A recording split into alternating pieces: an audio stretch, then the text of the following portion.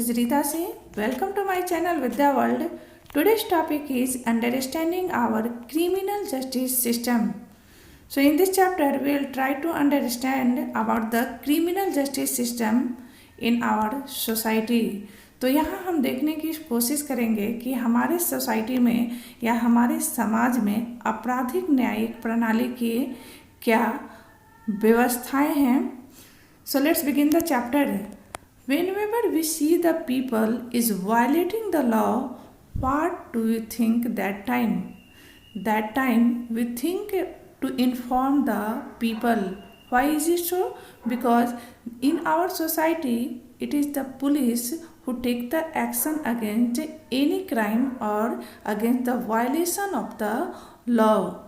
But sometimes people think that this is the police who decide whether the person is guilty or not. But it is not true.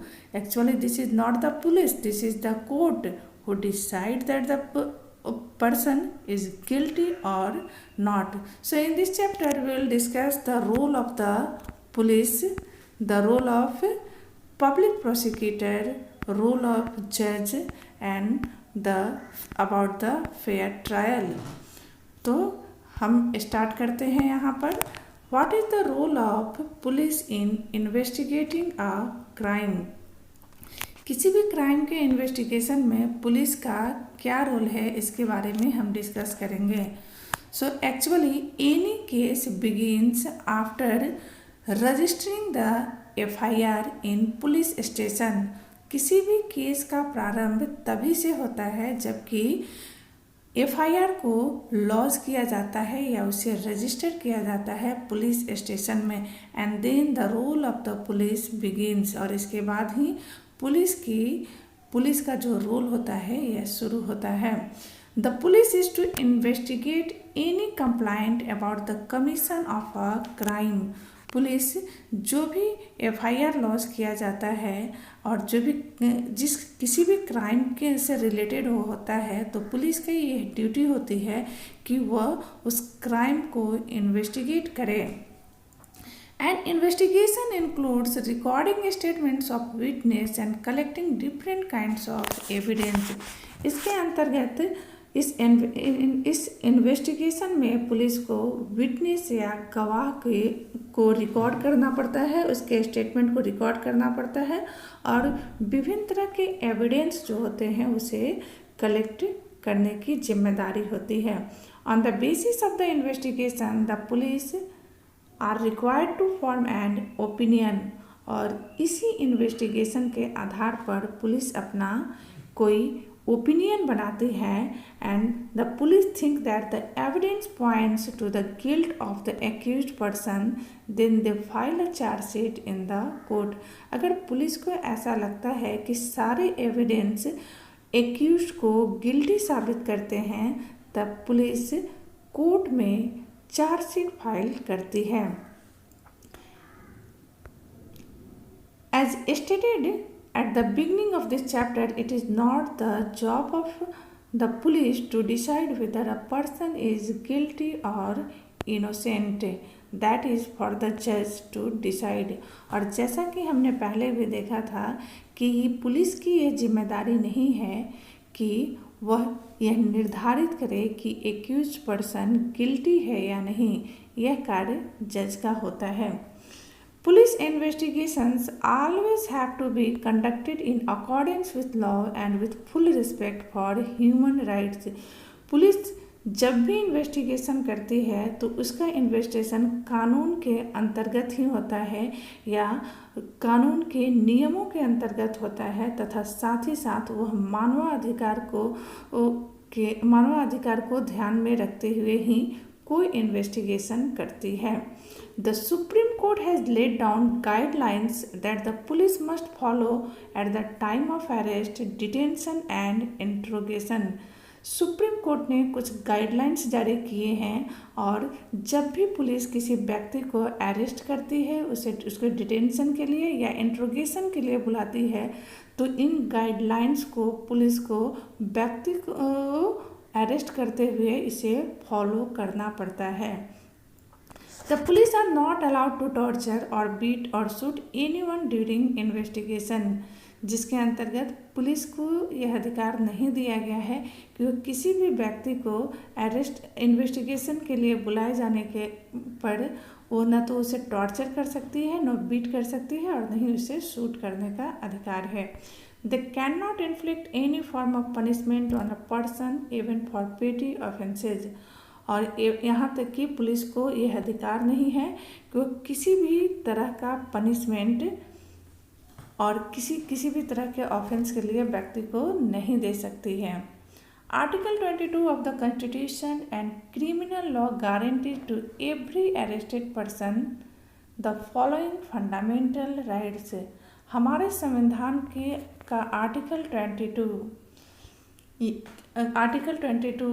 और criminal law यह guarantee देता है कि जब भी किसी व्यक्ति को अरेस्ट किया जाता है तो उसके फंडामेंटल राइट की यह गारंटी दिया जाता है। दैट मीन्स कि किसी व्यक्ति को अरेस्ट किए जाने पर उसके फंडामेंटल राइट्स को वायलेट नहीं किया जा सकता है। तो इसके अंतर्गत हम देखेंगे कि क्या क्या चीज़ें हैं। The right to be informed at the time of arrest and the offence for which the person is being arrested.